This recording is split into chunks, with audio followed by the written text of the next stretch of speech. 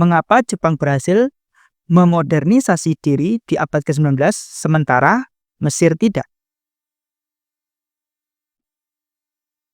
Pada abad ke-19, dua wilayah besar di Asia dan Afrika, Jepang di timur jauh dan Mesir di wilayah timur tengah Afrika Utara, sama-sama menghadapi tantangan besar dari kekuatan kolonial Barat. Keduanya sadar bahwa untuk bertahan hidup di tengah gelombang imperialisme Barat, mereka harus melakukan modernisasi. Jepang melakukannya melalui restorasi Meiji dimulai tahun 1868, sedangkan Mesir memulai langkah serupa di bawah Muhammad Ali Pasha dan penerus-penerusnya. Namun, hasilnya sangat berbeda. Jepang muncul sebagai kekuatan modern yang mandiri, sedangkan Mesir justru jatuh dalam ketergantungan yang semakin besar terhadap Barat, hingga akhirnya diduduki oleh Inggris pada tahun 1882. Video ini akan membahas 5 faktor utama yang menjelaskan perbedaan nasib tersebut. 1. Kondisi ekonomi awal. 2. Kedaulatan politik. 3. Strategi pembiayaan. 4. Tujuan modernisasi. Dan yang kelima, konteks geopolitik. 1. Kondisi ekonomi awal yang berbeda. Salah satu alasan fundamental keberhasilan Jepang adalah basis ekonominya sebelum modernisasi sudah relatif kuat dan terintegrasi. Pada zaman Edo, kisaran tahun 1603 sampai 1868, Jepang telah memiliki sistem pertanian beras yang sangat produktif, jaringan perdagangan domestik yang luas, serta kelas pedagang kaya yang memainkan peran penting dalam perekonomian. Kota-kota besar seperti Edo atau Tokyo sekarang, Osaka dan Kyoto menjadi pusat perdagangan dan manufaktur skala kecil. Dengan kata lain, sebelum kontrak intensif dengan Barat, Jepang telah memiliki ekonomi domestik yang mandiri. Sebaliknya, ekonomi Mesir pada awal abad ke-19 sangat bergantung pada satu komoditas, yakni kapas. Muhammad Ali memang berhasil meningkatkan produksi kapas untuk diekspor ke pasar Eropa, terutama ke industri tekstil Inggris, tetapi ketergantungan ini membuat ekonomi Mesir rapuh. Ketika harga kapas jatuh di pasar dunia, pendapatan negara langsung terpukul. Tidak adanya diversifikasi ekonomi membuat Mesir sulit membiayai modernisasi tanpa bantuan dari luar. Kedaulatan politik dan kemampuan mengambil keputusan mandiri. Perbedaan kedua terletak pada tingkat kedaulatan politik. Jepang, meskipun ditekan oleh Barat setelah kedatangan armada Commodore Perry pada 1853, tetap berdaulat secara penuh. Restorasi Meiji dimulai pada tahun 1868 berhasil memusatkan kekuasaan di tangan pemerintah pusat, menghapus feodalisme, dan menciptakan sistem pemerintahan modern yang bisa menetapkan kebijakan tanpa campur tangan asing. Mesir di sisi lain, secara formal masih merupakan wilayah kekuasaan dari Kekaisaran Ottoman. Walaupun Muhammad Ali memiliki otonomi yang luas, posisinya tetap tidak sepenuhnya bebas. Selain itu, letak Mesir yang strategis di jalur perdagangan Eropa-Asia membuat Inggris dan Prancis sangat berkepentingan untuk mengendalikan wilayah ini. Tekanan politik dari kekuatan kolonial membuat Mesir sering terpaksa menerima persyaratan yang merugikan, termasuk dalam urusan pinjaman luar negeri.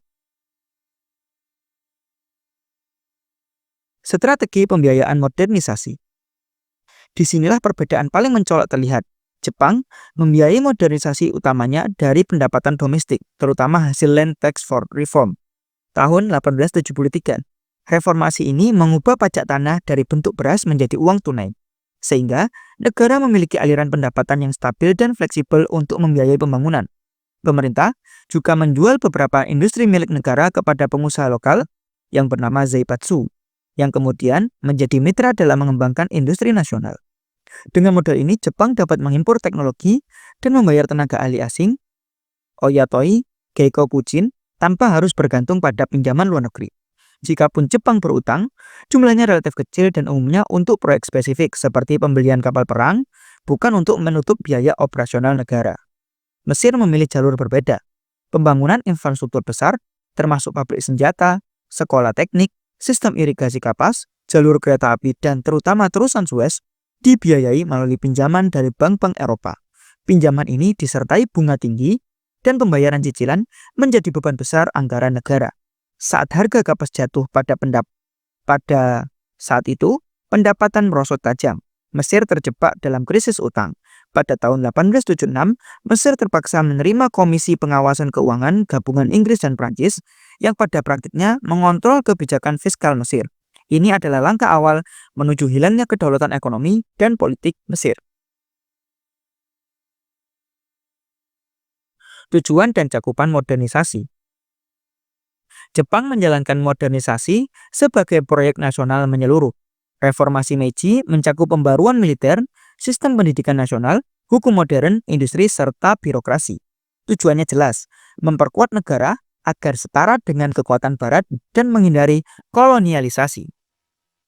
Modernisasi ini melibatkan seluruh lapisan masyarakat, dari samurai yang bertransformasi menjadi birokrat dan perwira militer, hingga petani yang menjadi bagian dari sistem pajak baru. Modernisasi Mesir di bawah Muhammad Ali lebih terbatas cakupannya. Fokus utamanya adalah militerisasi dan penguatan sektor pertanian untuk ekspor. Walaupun ada pembaruan di bidang pendidikan dan industri, skala dan dampaknya tidak sebesar di Jepang. Selain itu, modernisasi di Mesir cenderung bersifat proyek elit yang tidak sepenuhnya melibatkan atau mengubah struktur sosial rakyat kebanyakan.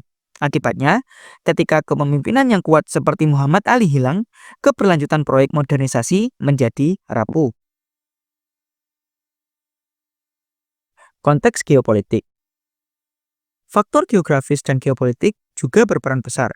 Jepang terletak relatif jauh dari pusat kekuatan kolonial Eropa, dan meskipun menjadi target perdagangan paksa, tidak langsung menjadi incaran perebutan wilayah. Hal ini memberi Jepang waktu untuk memperkuat diri sebelum kekuatan barat dapat mendominasi politik internalnya. Mesir justru berada di pusat jalur perdagangan global yang sangat vital. Terusan Suez yang dibuka pada 1869 menjadi jalur utama penghubung Eropa dan India. Kepentingan strategis ini membuat Inggris dan Prancis bersaing mengendalikan Mesir. Krisis utang memberi alasan bagi Inggris untuk mengintervensi secara langsung. Dan pemberontakan Urabi Pasha pada 1881 hingga 1882 menjadi dalih untuk menduduki Mesir secara militer. Mengapa Jepang tidak terjebak utang sedangkan Mesir terjebak?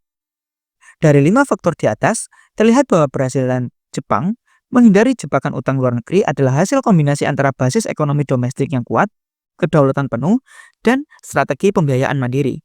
Jepang memanfaatkan pajak domestik, mengembangkan kapitalisme nasional, serta mengimpor teknologi dengan cepat, menguasai produksinya sendiri. Mesir sebaliknya, memulai modernisasi dari basis ekonomi yang rapuh, yang bergantung pada satu komoditas, berada di bawah tekanan geopolitik berat, dan membiayai pembangunan dengan pinjaman luar negeri. Modernisasi yang dijalankan memang mengubah wajah Mesir, tetapi tidak menciptakan kemandirian. Sebaliknya, proyek-proyek besar justru membuka pintu lebih lebar bagi intervensi asing. Kesimpulan, kisah Jepang dan Mesir di abad ke-19 menunjukkan bahwa modernisasi bukan hanya soal membangun infrastruktur atau mengimpor teknologi, tetapi juga tentang cara membiayai siapa, yang mengendalikan proses, dan untuk tujuan apa. Jepang berhasil karena memodernisasi dari posisi relatif berdaulat, membiayai dari sumber dalam negeri, melibatkan seluruh masyarakat, dan memiliki tujuan strategis yang jelas, kemandirian nasional. Mesir kurang berhasil karena memulai dari posisi rapuh, terikat pada pasar dan modal asing, serta berada di bawah bayang-bayang kekuatan kolonial yang punya kepentingan besar di wilayahnya. Dari sini, pelajaran penting yang bisa diambil adalah bahwa modernisasi yang efektif harus berjalan seiring dengan penguatan kedaulatan ekonomi dan kedaulatan politik.